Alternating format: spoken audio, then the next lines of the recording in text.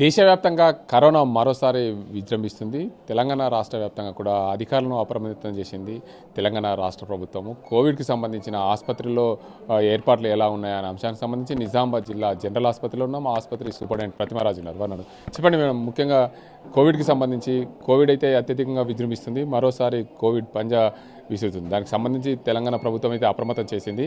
ఆ కోవిడ్కి సంబంధించి ఎలాంటి ఏర్పాట్లు చేస్తారు నిజామాబాద్ జిల్లా జనరల్ ఆసుపత్రి? నిజామాబాద్ గవర్నమెంట్ జనరల్ హాస్పిటల్ గత 3 వేవ్స్ కోవిడ్లో కూడా కోవిడ్ పేషెంట్స్ని బాగా ట్రీట్మెంట్ చేయడం జరిగింది. వారి కోసం సౌకర్యాలు ఏర్పాటు చేయడం జరిగింది. సో ఇప్పుడు కూడా అదే దృష్టితో గవర్నమెంట్ ఇన్స్ట్రక్షన్స్తో మేము సపరేట్గా కోవిడ్ ఐసోలేషన్ వార్డ్స్ క్రియేట్ చేయడం జరిగింది. జనరల్ హాస్పిటల్ నడుస్తున్నా కానీ సపరేట్ చేయడం కోసం ఒక 60 బెడ్లతో వార్డ్ క్రియేట్ చేశాము. దాంట్లో మనము ఒక 35 బెడ్స్ ఐసీయూ బెడ్స్ లాగా క్రియేట్ చేశాము. ఇంకొక 25 బెడ్స్ నార్మల్గా క్రియేట్ చేశాము. అండ్ వెంటిలేటర్స్ కూడా సిద్ధం చేశాము. అండ్ మీ హాస్పిటల్ సిబ్బంది అందరికీ కూడా ఓరియంటేషన్ అనేది ప్రోగ్రామ్ కూడా ఇప్పుడే ఇవ్వడం జరిగింది.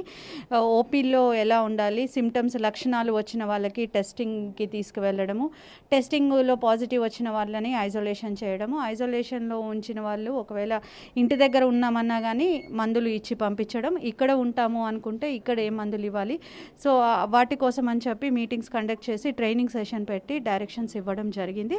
ఇప్పుడు వరకు ప్రస్తుతం అయితే మన దగ్గర అయితే అడ్మిషన్స్లో ఎవరు లేరు. వచ్చినా కానీ వారిని టేక్ కేర్ చేయడానికి హాస్పిటల్ సిద్ధంగా ఉంది. నిజామాబాద్ జిల్లాలో ఇప్పటికే 4గురికి కోవిడ్ పాజిటివ్ వచ్చిందని తెలిసింది. దానికి సంబంధించి జిల్లా ఆసుపత్రికి ఏమైనా సందర్శించారా, లేకపోతే వారి పరిస్థితి ఎలా ఉంది?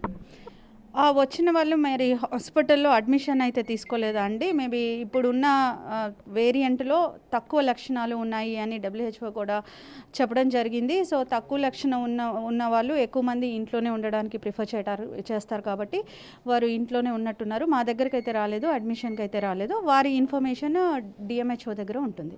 ముఖ్యంగా ఈ కోవిడ్ వచ్చిన వారు కానీ రాకుండా తీసుకోవాల్సిన జాగ్రత్తలేండి? మీరు ఆల్మోస్ట్ మనందరం కూడా అలవాటు అయిపోయాం. కోవిడ్ అంటే కోవిడ్తోనే మనం చూస్తూ ఉన్నాము. సో జాగ్రత్తలు అందరికీ తెలిసిందే.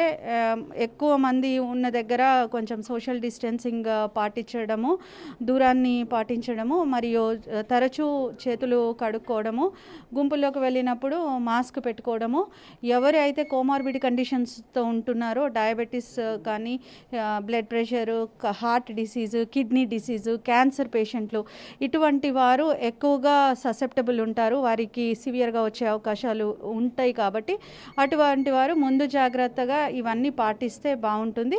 అయినా వచ్చినంత మాత్రాన భయపడాల్సిన అవసరం లేదు. ఇప్పుడు డాక్టర్స్కి, నర్సెస్కితో పాటు పేషెంట్స్ కూడా అవగాహన ఉంది. కాబట్టి స్వల్ప లక్షణాలు ఉంటే ఇంట్లోనే ఐసోలేట్ అయ్యి ట్రీట్మెంట్ తీసుకోవడం, ఎక్కువ లక్షణాలు ఉన్నప్పుడు డాక్టర్ని, హాస్పిటల్ని సందర్శించడం, తగిన జాగ్రత్తలు తీసుకొని ట్రీట్మెంట్ తీసుకోవడం. మొత్తంగా చూసుకోవచ్చు. ఈ గత 2-3 కోవిడ్ వేరియంట్ల కంటే ఈసారి వచ్చే కోవిడ్ వేరియంట్ చాలా తక్కువగా వ్యాప్తి చెందుతుంది. దానివల్ల ఎలాంటి ఇబ్బందులు పడదు.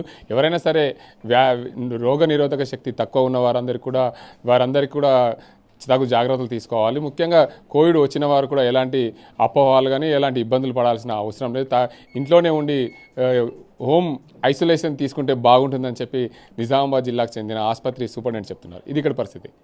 ఓటీ మరిన్ని వీడియోస్ కోసం ఛానల్ ని సబ్స్క్రైబ్ చేయండి. లేటెస్ట్ అప్డేట్స్ కోసం వాట్సాప్ ఛానల్ ని ఫాలో చేయండి.